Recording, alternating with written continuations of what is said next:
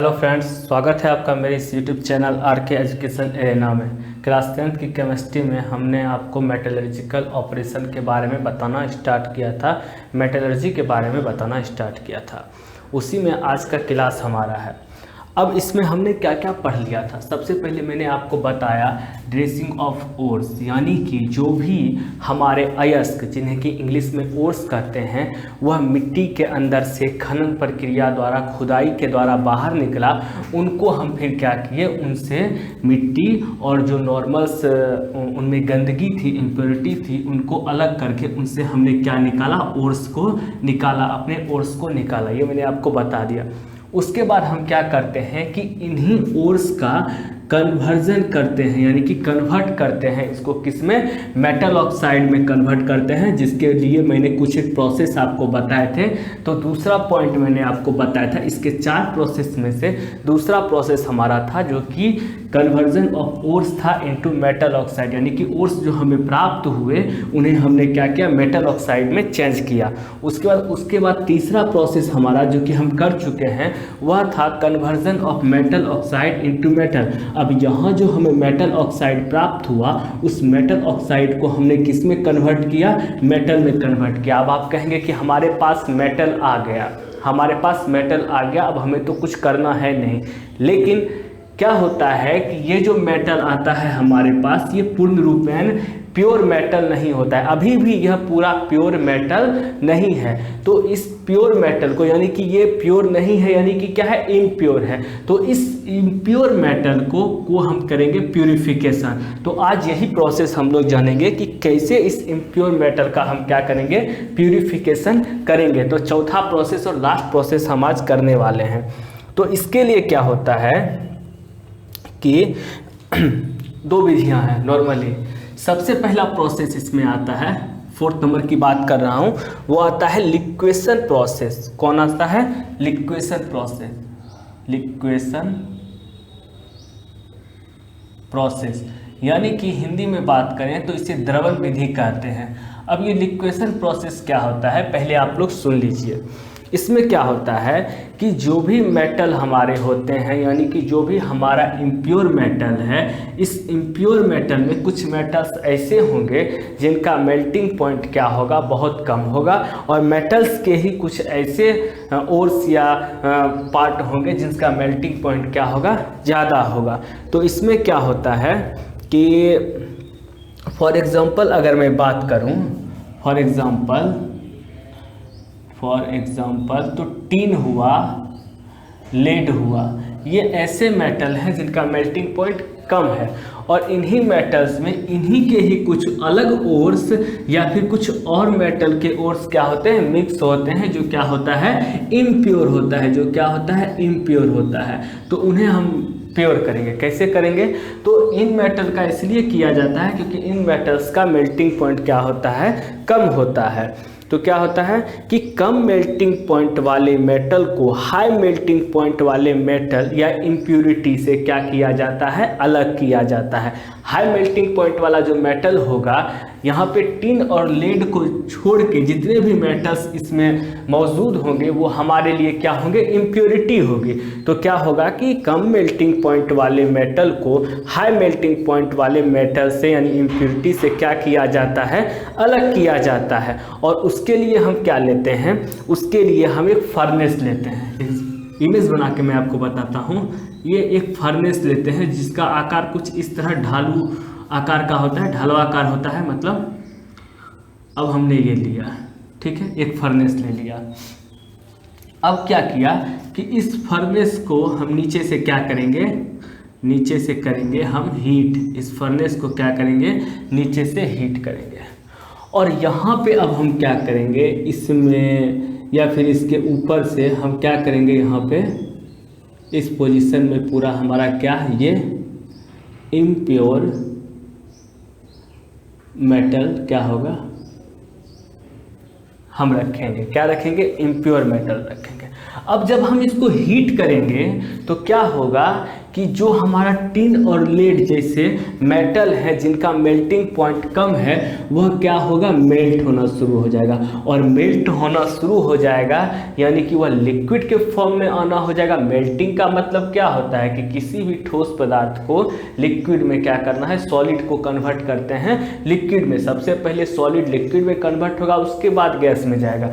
तो मेल्टिंग में क्या होता है कि सॉलिड लिक्विड में कन्वर्ट होता है। तो अब ये जो सॉलिड हमारे पास इम्प्योर मेटल है ये क्या हुआ, लिक्विड में कन्वर्ट होना शुरू हो गया। और क्या हुआ कि जो इम्प्योर मेटल है वो तो लिक्विड में कन्वर्ट हुआ नहीं, तो जो लिक्विड में कन्वर्ट हो गया वह इस ढालवाकार स्लिपिंग से क्या होगा, फिसलना स्टार्ट कर जाएगा। और क्या होगा, वह नीचे फिसल के क्या होगा, नीचे गिर जाएगा। नीचे क्या होगा, गिर जाएगा। और यहाँ पे हमारा एक बीकर बर्तन क्या होगा, लगा हुआ होगा। और हमें यहाँ पे क्या प्राप्त हो जाएगा, हमें प्योर मेटल बहुत ही आसानी से क्या होगा, प्राप्त हो जाएगा। प्योर मेटल हम लोग प्राप्त कर लेंगे।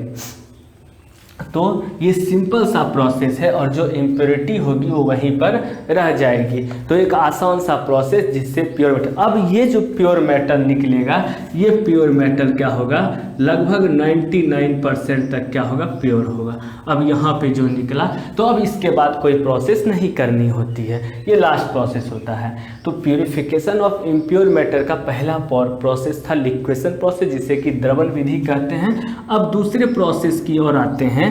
जो दूसरा प्रोसेस हमारा है इलेक्ट्रोलाइटिंग रिफाइनिंग प्रोसेस। क्या है, इलेक्ट्रोलाइटिंग रिफाइनिंग प्रोसेस, जिसे वैद्युत अपघटन विधि कहते हैं। वैद्युत अपघटन या शोधन विधि कहते हैं। तो उसको देखते हैं, इलेक्ट्रोलाइटिंग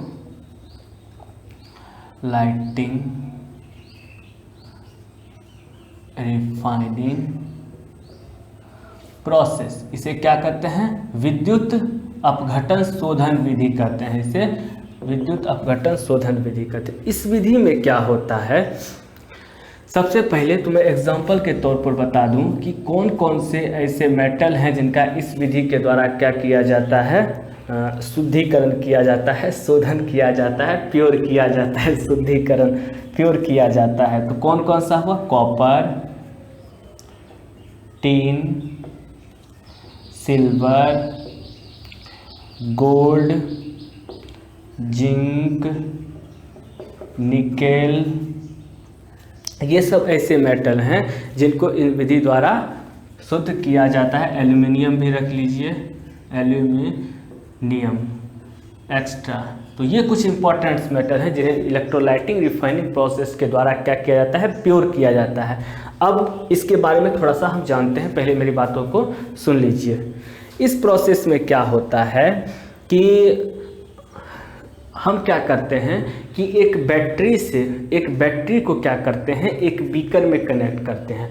और बैटरी का जो पॉजिटिव टर्मिनल होता है उसमें हम एनोड, और जो निगेटिव टर्मिनल होता है उसमें हम कैथोड को जोड़ते हैं। और एनोड पे क्या होता है कि जो इम्प्योर मेटल हमारे पास है वह एनोड में चिपका हुआ रहता है, यानी कि एनोड ही हमारा उस इम्प्योर मेटल से बना होता है।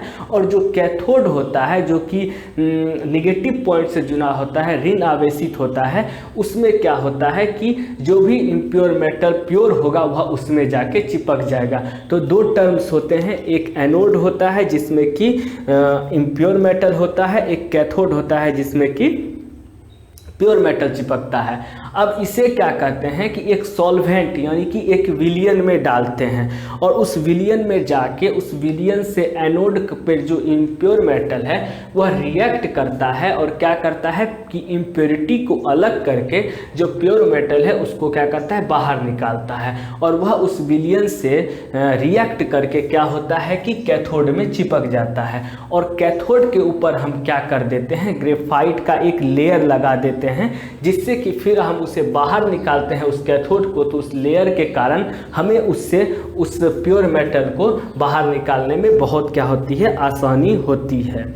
अब इतनी बात मैंने आपको बताई, अब आपको समझने में दिक्कत हो रहा होगा, तो हम क्या करते हैं, फिगर के द्वारा और एक एग्जांपल के द्वारा हम समझते हैं।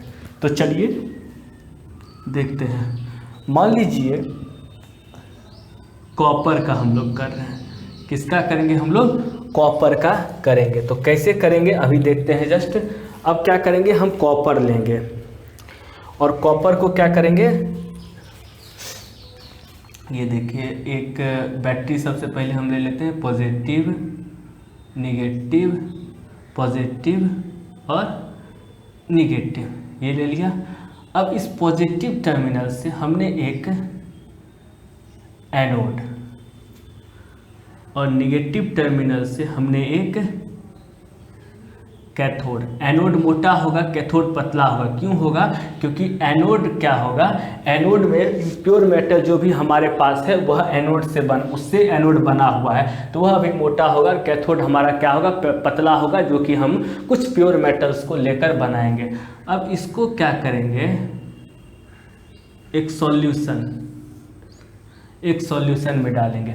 अब ये सॉल्यूशन किस चीज़ का होगा, ये सॉल्यूशन किसका होगा, कॉपर का कर रहे हैं तो कॉपर सल्फेट हम ले लेते हैं। जिंक का करेंगे तो जिंक सल्फेट ले लेंगे। यहाँ पे हम क्या कर लेते हैं, कॉपर सल्फेट ले लेते हैं। ये हमारा एनोड हो गया, जो कि क्या है, इम्प्योर मेटल इसमें है, ठीक है, इम्प्योर मेटल। चार्ज कौन सा है, पॉजिटिव चार्ज है। ये हमारा कैथोड हो गया, जिसमें क्या है, प्योर मेटल है, जिसमें कौन सा चार्ज है, निगेटिव चार्ज है। कौन सा चार्ज है, निगेटिव चार्ज है। सॉल्यूशन हमारा क्या है, कॉपर सल्फेट का सॉल्यूशन है। अब क्या होगा कि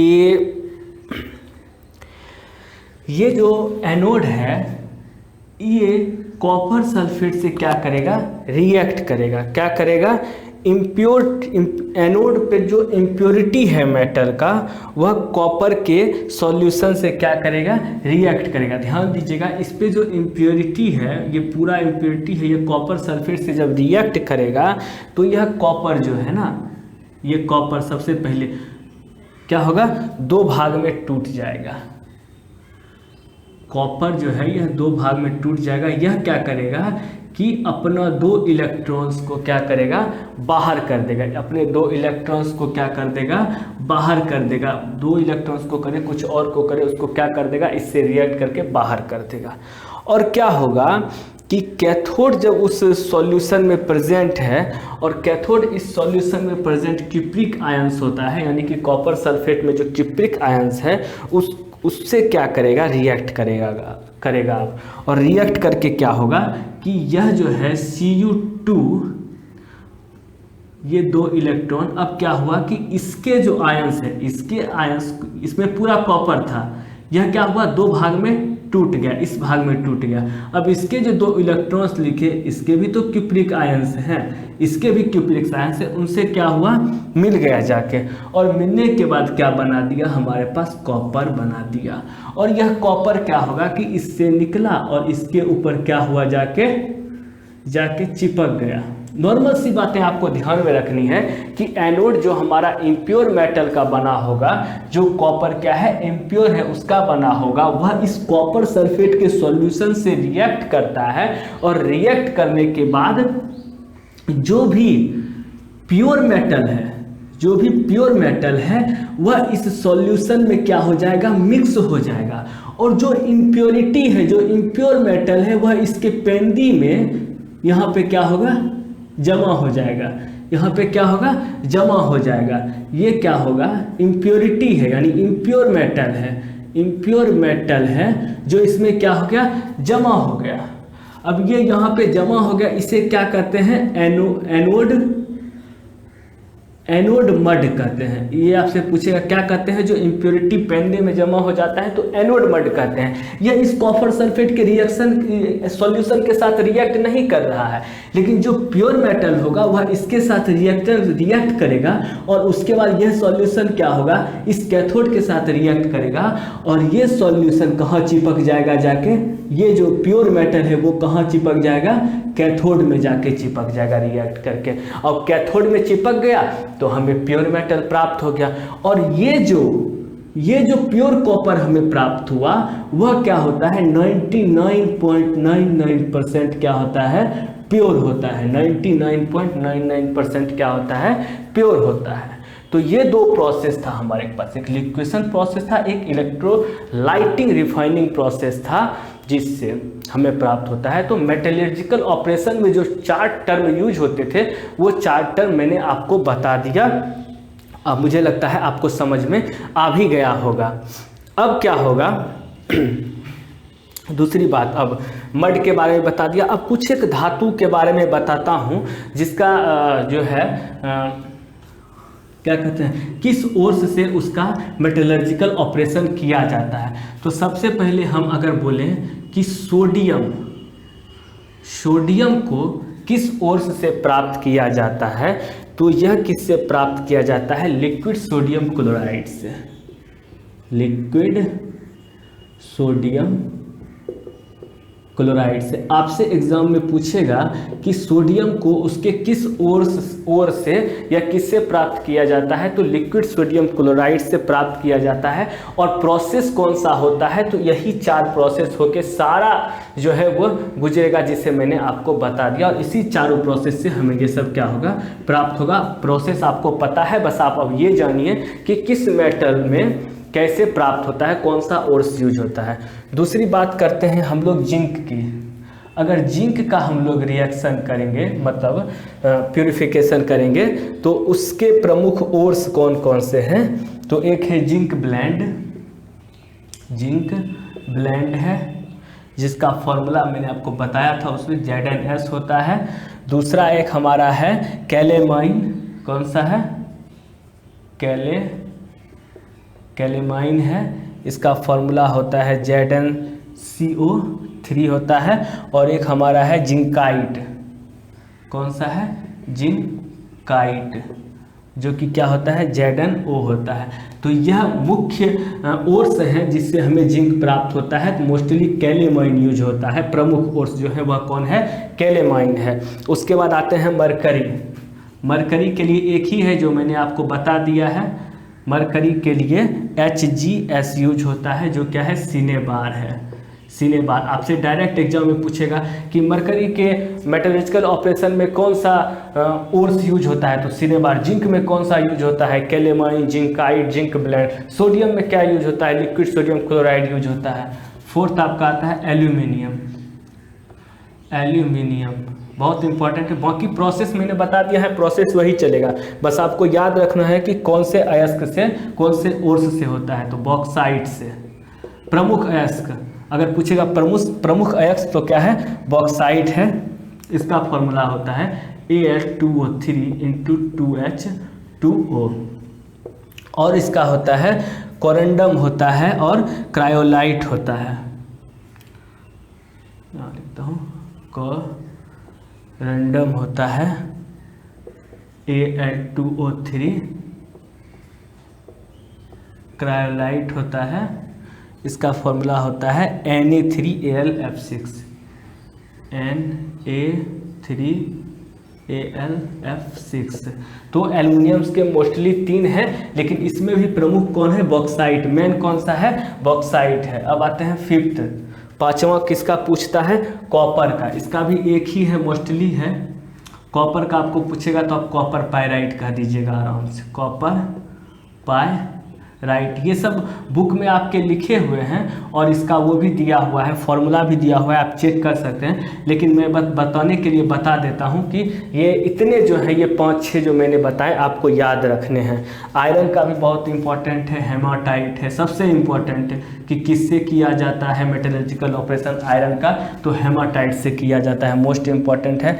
मैग्नेटाइट भी है, मैग्नेटाइट और सीडेराइट। आपको 3 ऑप्शन दे देगा, 4 ऑप्शन दे देगा, आपको पता करने के लिए बोलेगा तो 3 दे देगा जिससे होता है, 1 दे देगा नहीं होता है, तो आपको पता करना है। तो ये तीनों आपको याद रखने हैं। तो ये जो मैंने 5-6 बताए आपको, ये मोस्ट इम्पॉर्टेंट हैं जिन्हें आपको याद रखना है कि किसका मेटलर्जिकल ऑपरेशन किस ओर से होता है। हिंदी में बोले तो किसका निष्कर्षण, धातु का निष्कर्षण किस अयस्क से होता है, ये बात है। तो आज आपका मेटलर्जिकल ऑपरेशन का चैप्टर जो है, मतलब पार्ट जो है वह क्या हो गया, कंप्लीट हो गया। अगले क्लास में हम लोग कोरोजन को लेके आएंगे, यानी कि संचालन को लेके आएंगे। तो वीडियो अच्छा लगे फ्रेंड्स तो लाइक कीजिए, शेयर कीजिए, सब्सक्राइब कीजिए। Thank you very much.